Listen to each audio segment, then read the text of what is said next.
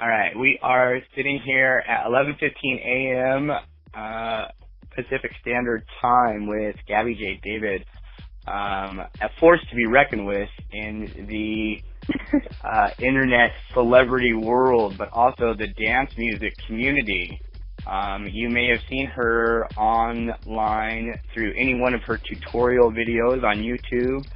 Any of her super getting down videos at one of the festivals she may have attended, or you may just know her from her 175,000 followers on Instagram.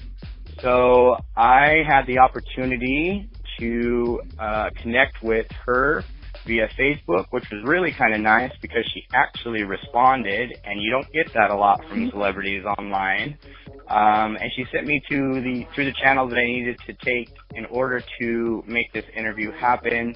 But I wanted to be able to introduce her as the absolute first dancer that is going to be spotlighted on Fresh Music Freaks. So, hello, Gabby. How are you today? Hi, I'm good. How are you? Things are absolutely amazing. So, I was talking to you before we actually started that I think music is such a very important part of the dance music community. Obviously, it's the soul of the dance music community. Right. But I had mentioned that I really like to tell stories, and one of those stories is about how people get introduced to dance music and it becomes like an extreme lifestyle for them. Sometimes they get lost in things like drugs and bad relationships within the community, but other times they find something that they can hold on to that lifts them up. And what I'd like to know is, for those people who don't know you, how did you find dance music, and then why did you decide to start posting videos and bringing your style of dance to the world? Okay, well, I mean, I've been a dancer since I was 3 years old, so music has always been a pretty huge part of my life. My parents and my two siblings are also I guess music is just also like a huge part of my family. My sister is about 12 years older than me, so she's quite a bit older than me, and when she turned 18, she was constantly listening to old Tiesto, in her house, and I was really young at the time, but I still remember it always playing, and I would always dance around to the beats and stuff. And then my brother, who's about 5 years older than me, when he got a little bit older, I think I was around 14 or 15, and he would drive me to dance class every day, and he started playing dubstep. And I'd never heard dubstep before, and I was like, whoa, what is this? This is crazy. At first, I remember at first I didn't really like it that much. I was like, it gives me a headache. I don't know how much I like this. But then he started showing me other sides of it that weren't as, because you have your hardcore dubstep, and I'm not really into that, but he played me other stuff, and I really started to fall in love with it. It made me happy, it would get me excited. Of course, for me being a dancer, as soon as I would hear it, I would start choreographing in my head, or thinking of the next moves I would want to do to it. And then when I was 16, I went to my first festival ever. I went to Electric Zoo, and it was one of the most crazy experiences I've ever had. I just remember walking in. My friend Angela took me in. I remember walking in, and I just my mouth was just wide open. I was whoa, what did I just walk into? I've never been to any kind of festival before prior to that, so I had never I didn't even have an image in my head of what I thought it was going to be. I guess I just kind of walked in not really expecting anything, and I was just blown away by everything. The people were all so colorful, and everyone was just dancing around and happy, and I mean everyone was just so friendly. And of course, by that time I really loved the music. For me, I was always really into house. I love house music. I love deep house and G house and all that kind of stuff. So I mean, I was always in whatever set was playing the good house music, and I just loved the music at that point, and I fell in love with the environment. I loved the people. I loved how friendly everyone was. I loved how for me, being a dancer, I loved how I could go there and I could just dance. Like, I didn't have a dance teacher yelling at me corrections. I didn't have someone, like, judging me or watching me. You know, in the regular dance world, that's what happens a lot. You know, you're dancing for a judge or for a teacher or for an audience. So you constantly had people, you know, giving you criticism or ridiculing you or all those different things. So for me, I think it was just a really amazing and free feeling to be able to just go and dance however I want. Like, it didn't have to be technical. I didn't have to be pretty. Like, I could just dance however I felt like dancing. And anyone who did, you know, usually walk by or, like, happened to, like, look over or see you dancing, they, like, were so encouraging. It was, like, so amazing to me. I loved watching it. And not just, like, with me, like, to anyone, even if they were a good dancer, a bad dancer, a beginner dancer, or whatever. It's like, you could tell that they didn't have that much experience. People would go up and hug them just for dancing. Like, I just thought it was amazing. And that made me love the music so much more. Because I fell in love with the environment behind it. And then, you know, as I got older, I was constantly going to shows and then more festivals and some with my big brother, because he still goes to festivals to this day. He kind of taught me my first ever, like, few shuffling moves.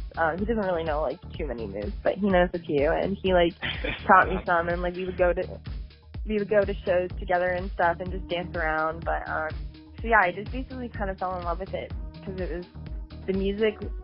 For me, it made me really happy. Like, it was just kind of an adrenaline rush in itself, you know.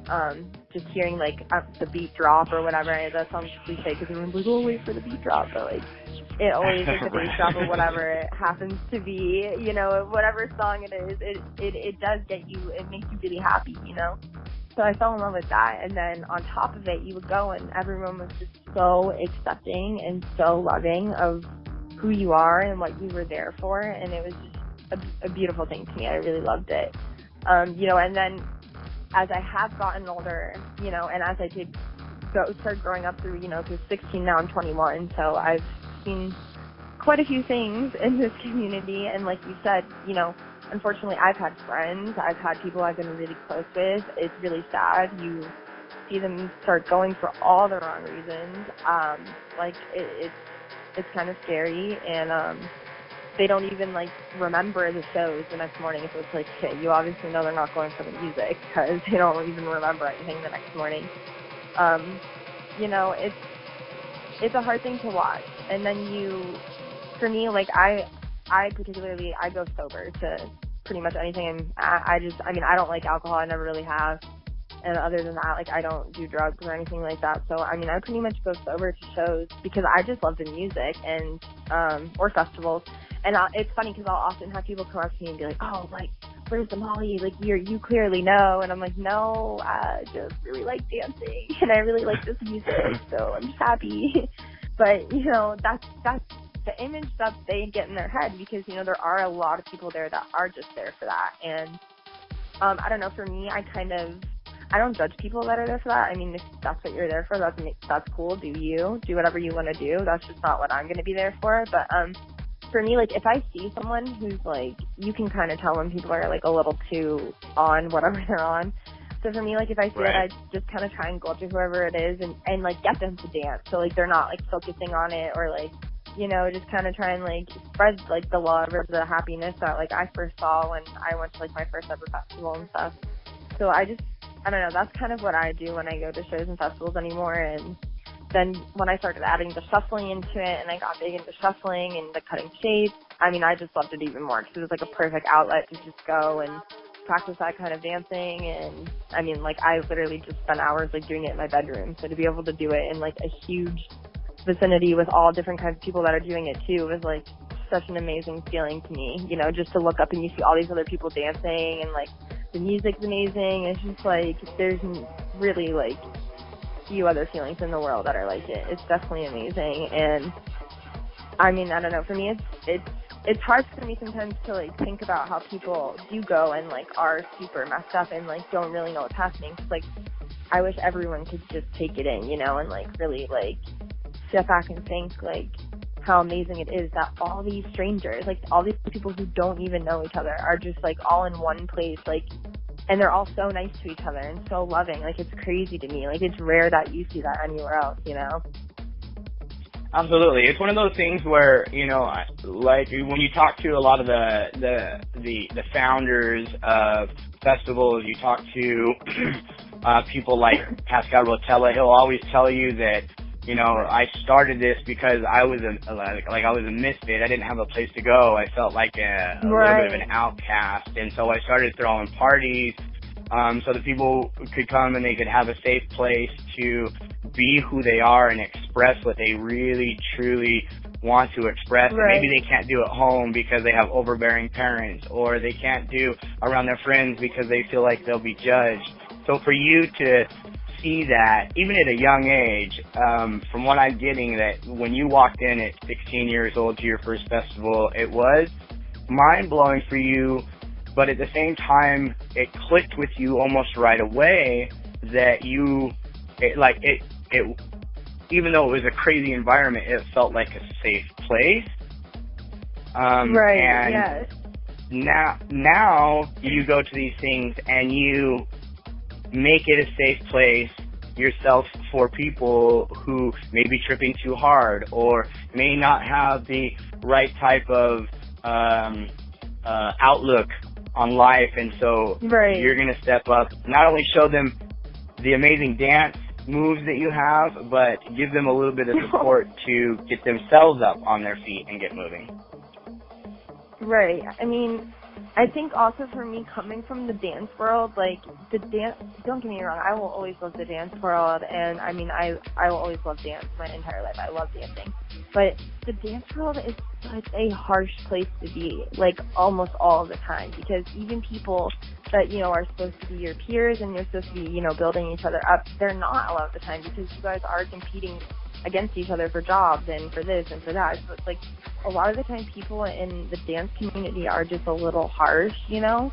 So for me, I think going to shows and festivals and like you could tell the support was like genuine. Like it was like people were actually like, wow, like that's crazy, like love what you're doing, keep doing it. Like it was amazing to me. Like people were actually genuinely building each other up. Like, and I loved that because it's just so rare to find that anymore. Like it really is.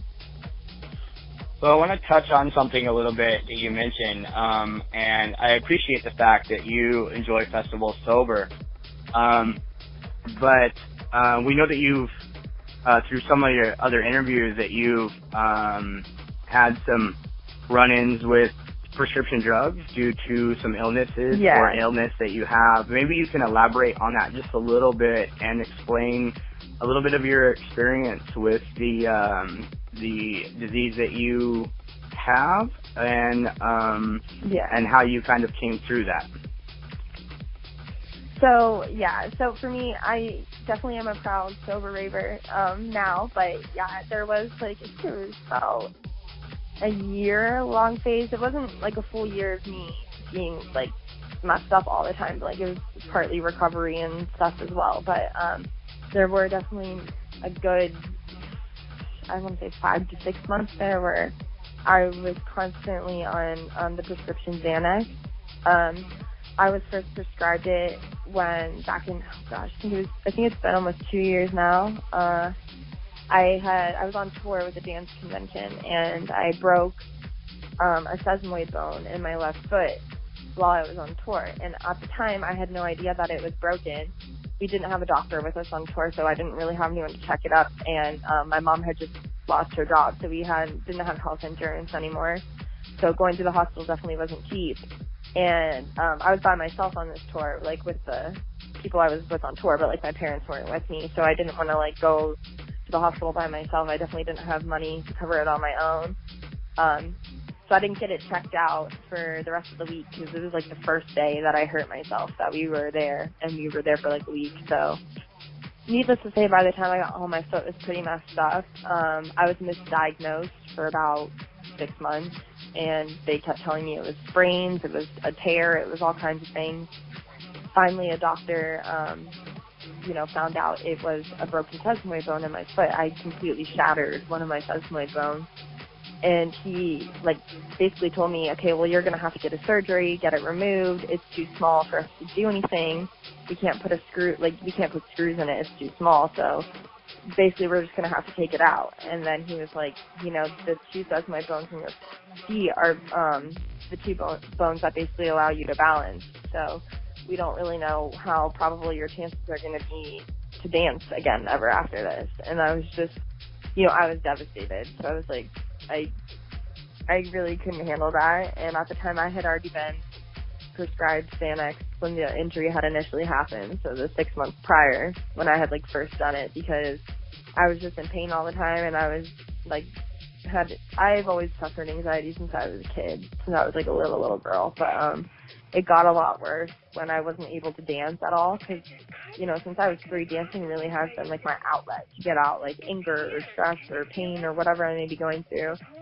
So I didn't have that. I was already going through something pretty traumatic, and I was under a lot of stress, so I was prescribed it. And as it, you know, as the injury just kept going on, and I kept going months without dancing, and I just kept feeling like I was losing who I was.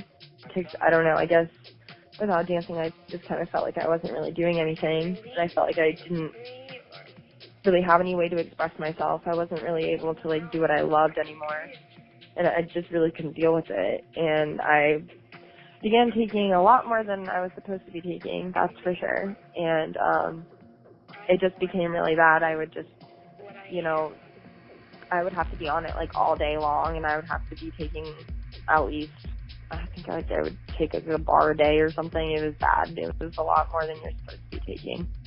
And I would go like everywhere like that. Like, I mean, I would go to any jobs I was doing. I would go to hang out with my family. It was really bad, and I didn't think I had any kind of problem. I thought I was fine. It wasn't until, I think it was my 20th birthday, somewhere around my 20th birthday, or my 21st birthday. It was my 20th. The person I was dating at the time, he basically was just like, look, we got in a really big fight because I was lying to him about how much Xanax I was taking and everything else.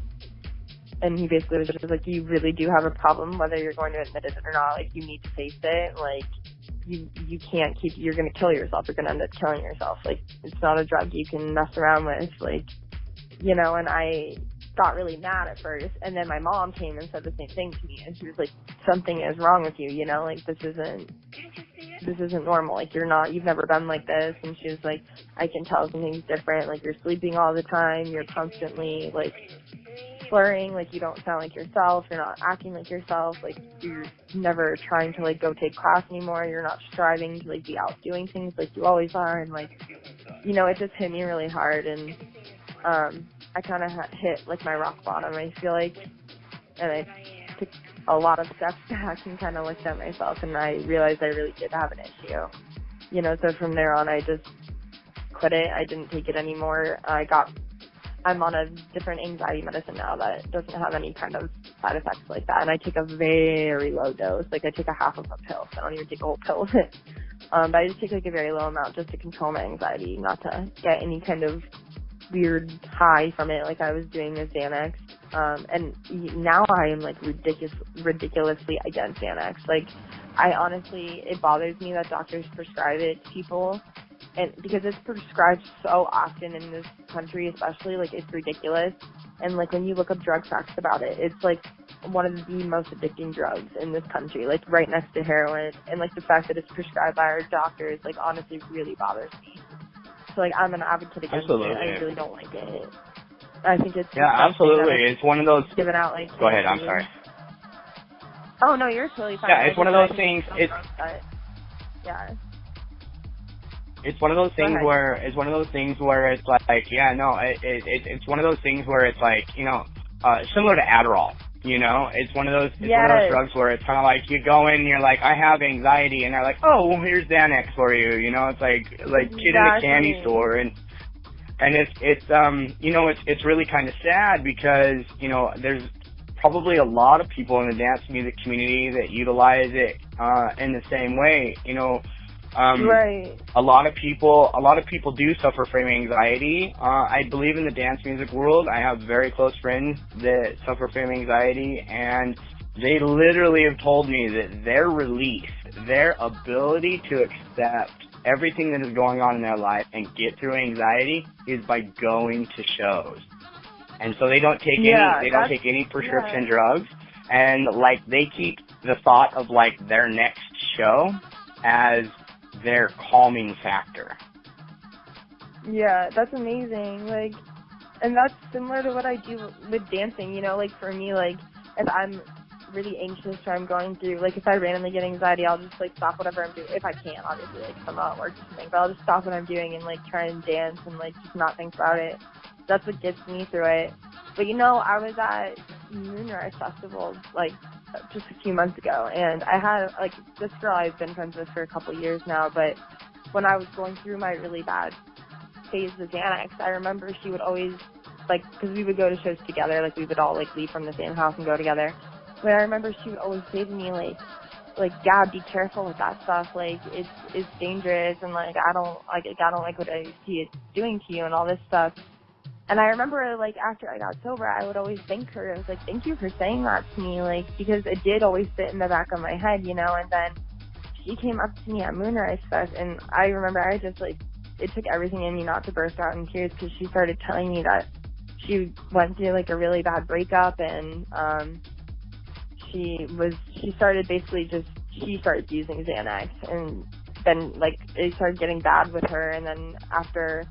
It wasn't too long with her, like it was with me, but she did it for like a little bit, and she said that she would go to my Instagram page and she would watch my dance videos, and then it would like not like snap her out of it, and she would be like, okay, if Gabby could have like got through this and look where she is now, like I can do it. And like I just remember that like touched me so much. Like I was like, wow, like that's incredible, because coming out and like talking about having an addiction is hard, you know, even if it isn't some like crazy long addiction, it's still hard to talk about because people do judge you for it.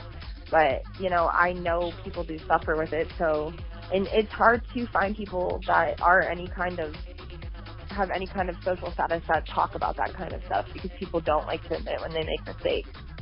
So when she came up to me and said that stuff to me, I mean, it just made my day. It made me so happy. I was just like, that was worth it. That was beyond worth it. Because, I mean, like, just to hear that could have been, you know, that's what helped her get out of that dark place. And I know how dark of a place that is. Like, that just made my day. It made me so happy. Okay, so we totally got disconnected. But what I was asking was, one of the things that I got from the story is that you're able to give back, even if you're not necessarily knowing at the time that it's something that you're doing for somebody that is making them feel better. But what I was saying about your Instagram page is that I noticed through what you said in regards to the dance world being so choreographed and being so on point with dance steps and stuff like that, you actually give back by teaching dance. Now, correct me if I'm wrong, but tell me a little bit about how you teach, and whether you take what you believe inside, which is, you know, dance is more of a freedom of expression for you at this point than it is choreographed, but you do have to teach people how to dance and move in almost a choreographed manner to start to learn the steps, correct? Yes and no. So what I do when I teach, I also teach like all styles of dance. So like I've been teaching like contemporary and hip hop since I was about 18. And then I just started recently teaching like footwork, like shuffling in, cutting shapes and all that stuff. So I guess it's been about a year now with that, or almost a year now. But so, for instance, in my footwork classes, I'll come in and I'll start off by, I'll give like a warm-up and stuff, obviously, so people don't injure themselves like I did with myself and develop a lifelong neurological disorder. But I will basically come in, I'll give them a warm-up, and then I'll teach them like a few steps as like basics, if it's a beginner class anyway. And I'll start off by teaching them like a few basic steps for shuffling and a few basic steps for cutting shapes. I'll let them practice it, you know, to different tempos so they can like practice going slower, faster, and they usually start off slow and we work our way fast. And then I'll get to like, it's not really choreography, I just kind of put together, it is choreography, but I'll put together basically just like the steps that we practiced all class into like a short little like combination, and so they can do it to music. Because I mean, for me growing up, learning steps, I mean obviously like I love learning new steps, but like for me I didn't really like nail them or like do them like to my full potential until we were like practicing them like over and over and over in different ways. So like if my teacher was just like, okay, we're gonna drill this 5,000 times, like my brain would have stopped paying attention the first few times. So I try and, you know, hey, okay, we're gonna drill it in the, you know, just doing it over and over a few times, learning it and then doing it over and over, and then we'll learn it in, you know, in a combo and put it to like a song and make it fun. So I'll have them do that, and then I like spend a whole at least 15 minutes at the end of the class just doing freestyle. So I'll like just keep playing tons of different like house music or whatever kind of music, and I just let them all dance however they want. So if they want to shuffle, they can shuffle. If they want to, you know, break out into ballet, they can do ballet. If they want to, you know, do some contemporary jazz, hip hop, whatever, you know, that's their time to express themselves and dance however they want. And I make everyone else cheer for every single person that goes. We usually go one at a time, and I'll make, you know, if you don't cheer for everyone, then like we have to start over, because I really hate that in class, you know, when people are being snooty and like they'll only cheer for their friend, or they won't just cheer for that girl because that girl got more attention than them or whatever, you know what I mean? Like just stupid stuff like that. And you'll see a lot of that even in not in the dance world, like even sometimes in the EDM world or the dance community world, like you'll see that stuff a lot of the time. I mean, even with like the shuffle girls anymore, like people are always trying to like, you know, pit people against each other or compare people, and it's just like, that's not what any of this is ever about, and that's not what it should ever be about. Like, it should literally just be about being happy, expressing yourself, being who you want to be, you know, getting out your bad feelings however you want to get them out, you know. So for me, when I teach a class, that's what I'm trying to teach. And I'll make a point of talking a lot, too. So I make sure, you know, that I'm saying all this stuff to them as well. I communicate this stuff with them as well, that, you know, you're not as important as how many followers you have on Instagram. You're not as important as, you know, how many people know who you are. I mean, that's not the point of life, you know. And I feel like anymore, whether it's the dance world, the EDM world, you know, I just feel like that's so much what the focus is on everything anymore. Like, I don't want that to be the focus in my dance classes. So I really try to, you know, I give them, because they are there to learn stuff. They are there to learn whatever genre it is I'm teaching. So I try hard to give them some of that, but then I do try and spend those last, you know, 20 to 15 minutes letting them just express and do what they want to do, because it's rare that we get to do that anymore. So. That's awesome. That's absolutely amazing that you take that approach in your dance classes. Touching on celebrity just a little bit, how have you adapted to your internet fame? Tell me a little bit about what happens when you show up to a festival and people recognize you, or they recognize your dance moves. You know, do you get groups of shufflers that come in and dance with you, or is it more they just really like to enjoy, you know, watching you? You know, just touch a little bit on your internet celebrity fame. I feel so like even when people still say that to me, like, I think it's so weird. I'm like, what? Like, what do you mean? But I don't know. It's really crazy to me. I don't know. For me, I guess I don't really think of it as fame. I just think of it as I have like thousands more of new friends now that are like cool and they're fun to like hang out with at festivals and like talk to.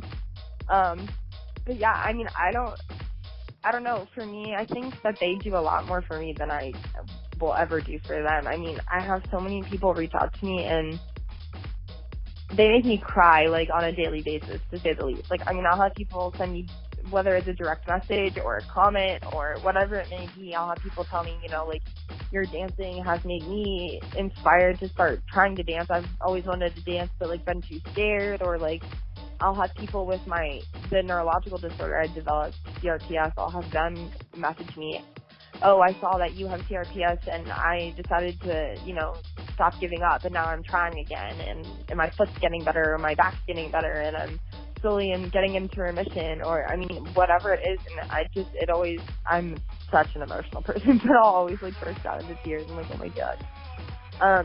And then when I go to, a festival, I've always loved festivals. Festivals have always been amazing for me, because they're just, an amazing release, just to get away and be able to, dance and have fun and stuff, of course, but for me now, there's something so much more special. I get to go and, I seriously meet some of the coolest people in this world. Not even just saying that. Some of these people are just so cool. They all, I'll get stuck a lot now at festivals, especially if they're closer to, my home. So I grew up in Virginia, so especially if they're around, Maryland or D.C. or, I'll constantly have people coming up to me and oh, are you Gabby? Or a lot of people think my name is just Gabby J. That's my full name.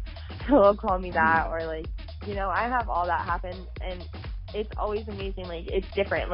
I'll have people that want to shuffle with me right away. I'll have people be oh, can you do a video? And I love that. Or I'll have people just want to take pictures, or some people just don't even want to do that. They just want to hug me, or it's honestly some of the most amazing feelings in the world. I've cried multiple times when people have done it. I'm sure they think I'm crazy. I'm I'm not crazy, I swear. You guys just really make me happy. But it's honestly crazy. And sometimes some of the people that I'll be with, that I'm attending the festival with, they get really annoyed. They're really, Gabby. And I'm they're you have to stop at every single person. And I'm yes, that's so mean. I would never oh my God, could you imagine? I just walk away, that's so rude. I could never do that. And people will say to me a lot on Instagram, they're wow, you actually respond to every single comment. And I'm well, I guess I just never really thought about it. I guess, when I do stop and think about it, a lot of people don't do that. But for me, it's all these people take the time out of their day to be nice to me. They don't have to do that. There's nothing that says you have to write nice comments on my Instagram or Facebook or whatever, but they do. So I'm definitely going to go out of my way to make sure I'm being way nice in return. I think it's insane that people get a bunch of followers and they're oh, I'm too this to answer, or I'm too that. That's crazy. You would not be where you are if these people weren't supporting you like they are. You'd have your talent, but you wouldn't be known in the capacity you are. You wouldn't be loved in the capacity you are if these people weren't spending their time to be invested in you and to care about you. That's crazy. You have hundreds and thousands of strangers that care about you. It's amazing to me. So whenever people are wow, I can't believe you answered, I'm no, I can't believe you even commented. I'm being so sincere when I say that stuff, because to me, I really cannot actually believe that people care that much about me being weird and dancing around. That's awesome. I think that's absolutely amazing. So, listen, I don't want to get too personal, so if you decide that you don't want to answer this question, obviously, you don't have to, but, Okay. A lot of people, kind of like celebrities date celebrities, and, artists date artists, that type of thing, because they're able to relate. And you have, from what appears to be a pretty solid relationship with Ricky Huff, who is a pretty amazing choreographer himself. Do you want to talk about that at all, or is that something you kind of want to? Okay, no, so tell me a little bit about the relationship that you have with Ricky in the dance world, and how you support him and how he supports you. Okay, well, let's see. Well, first of all, he's very annoying, so there's that. But I'm just kidding. I mean that in the sweetest way possible. Just if I want to slack off even for a minute, it's never allowed, which I love. But I pretend I hate on the surface, just because I have to pretend I hate everything that he tries to help me with. That's what girls do. So, But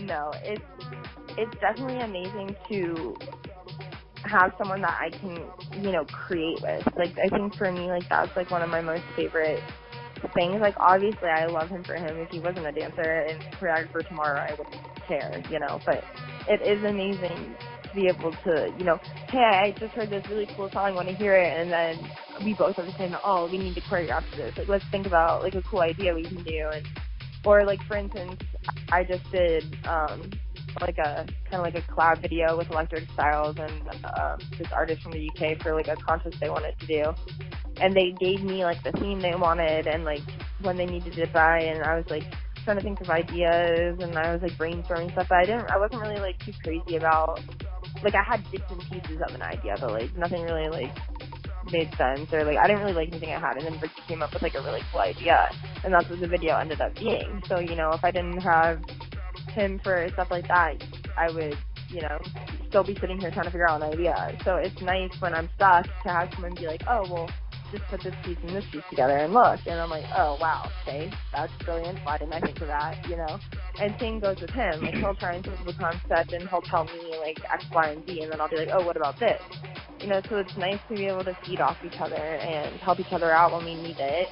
Or, like, for instance, I'm, you know, like, have a lot of stuff coming up this month, so it's nice to know, like, I teach dance every week, so it's nice to know, like, hey, I have a boyfriend who can always substitute for me when I need it, or vice versa, and, you know, that's always nice. And it's some of my favorite jobs that I've ever done in, like, the EDM world, or, like, even in the dance world, have been with him. Like, I mean, video shoots by myself are fun, but it's so much more fun when you have, like, doing it with someone you, like, love and care about and, you know, can share the experience with. It's, like, a lot, you know, more fun and special that way. So it's nice to have someone that I can travel with, or, like, you know, we can go to a studio together and teach, and, like, we can teach two different styles, and we're still, you know, kids still can pick it up and understand it. And it's just, I don't know, it's something really special to me, you know. So the last few times we've taught have, like, been together, so it's been nice to be able to go and, like, nights before we'll, like, help each other with choreo, or, like, we'll assist each other in the classes, and it's just nice to be able to, like, have someone that you care about or that you love spending time with be, you know, with you on all these special projects or events or whatever it may be. And it's definitely been really fun. So, and I took him to his first few festivals this year. He still definitely doesn't, you know, he's not crazy about them yet, but we're working on it. That's awesome. He gets so, really wait, I have to ask this question. I gotta ask this question. How many Yeah. festivals do you still pay to get into? Or are you invited now? I don't think I paid for a single festival this year, actually. Yeah. Oh, that's awesome. Yeah, I don't pay for festivals either, but that's normally because I'm covering press. No, yeah. Yeah, well, so, yeah, I know how that goes. Yeah. It's crazy. I've been, like, I was pretty much invited to, like, all the ones that I was at this year, so that was pretty crazy. I've never had that happen before. Yeah, no, it's absolutely amazing, and it really does kind of give you a little bit of a different perspective, believe it or not. You know, it's like, it's when you're recognized for something, and you literally get invited to do that specific thing, it most definitely makes the festival experience a little bit more affordable and a lot more enjoyable. Yeah, so, definitely. So as we wrap things up here, I really just want to ask you some general questions, a little bit more for your fans. You know, they're more simple answers and whatnot. What was your favorite festival this year? Electric Forest, I think. Yeah. That festival, oh my goodness. I've never been to anything like that. That was such a cool experience. Did you camp yourself? Yeah, so I, was Vibration, that hydration pack company. They brought me, because they were the official sponsors of Electric Forest this year, so they had, rights to film, so they brought me out to, film a video there, but they got me, camping, so I was with my brother, and we just, camped out and, hung out the whole time together. It was so fun. Awesome. Who's your favorite DJ? Oh, wow.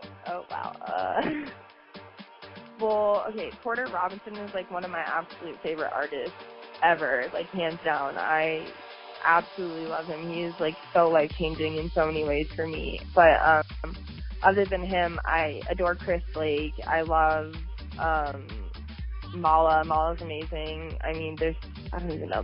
Don Diablo's great. There's so many good people. If you had to give a person just coming into the dance music community today a piece of advice that you wish you would have gotten when you came into the dance community, what would that piece of advice be? Probably just to be careful of how you lose yourself, because I think it's important to kind of lose yourself in the sense of being free, because anymore in society I feel like it's so easy to be so uptight, and I don't know, I feel like you kind of have to like force yourself to like lose yourself a little bit when you go to a festival, because we're so used to being like, you know, we have like an image and we have to stick to it or whatever. But be careful that you're not losing your entire identity. I've seen that happen to so many people that are really cool people, and they get so wrapped up in being like in the dance music scene, you know what I mean? And like trying to be cool and like an original like person of the dance music scene, and like they just really, really lose themselves, you know, and I've seen that happen so many times. And, you know, I feel like it kind of started happening to me too. I got so wrapped up in being like a cool rave girl or whatever that I like was literally losing who I was. And, you know, that would definitely be like a huge piece of advice I would give to someone, because I think it's really easy to like start losing yourself in the dance music scene, because it is such an overwhelming place and there are so many different people with different energies and different intentions. So I think it is really easy to get lost quickly. I think that's a really good piece of advice. And the burning question that's on everybody's mind is, what is your favorite food? I have a really freakishly weird obsession with French fries. I really don't know why. I could eat like buckets of them all day long. So definitely French fries. Do you dip your French fries in like the Wendy's Frosty drink or whatever? Oh my god, I love dipping my French fries in Frosty or like ranch, or like I'm so fat, it's sad. I live for it. That's absolutely amazing. Well, I just wanted to say absolutely thank you for taking, you know, an hour out of your day to talk to us about your passion, your festivals. When's the next time that we are going to catch a video, or when's the next festival that you're going to be at that people who know you and haven't met you might get an opportunity to come up and say hello?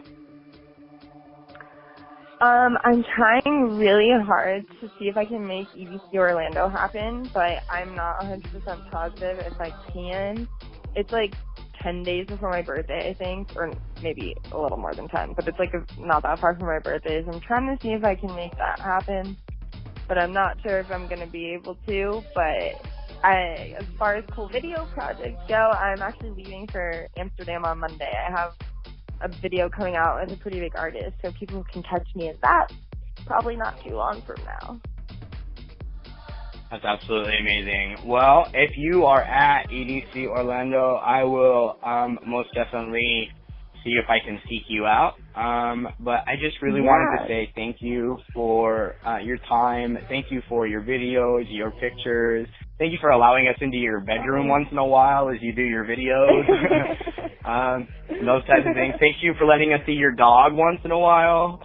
You know, just thank you for being an amazing person and allowing us at Fresh Music Freaks to do an interview of the first dancer. And, you know, just thank you for being you, Gabby. I really appreciate it. I really appreciate that you contacted me back and said, hey, talk to my people. I'd love to do an interview. I know it took us a little bit of time to actually get this scheduled. We were pretty on pretty busy schedules. But the next time you come to the West Coast, I'm really hoping that we might be able to get you out here for, like, Lightning in a Bottle or Symbiosis Solar Eclipse next year in August, which is that's going to be 7 days long. the 17th through the 23rd of August, where everybody will be focused on the full solar eclipse, which hasn't happened since 1979. So, I'm going to keep up with what you got going on and what you have, and where you're going to be. So hopefully I can send you some reminders. And if for some reason you don't have a sponsorship to come out for Solar Eclipse, I'm more than happy to sponsor you through Fresh Music Freaks. Oh, thank you so much.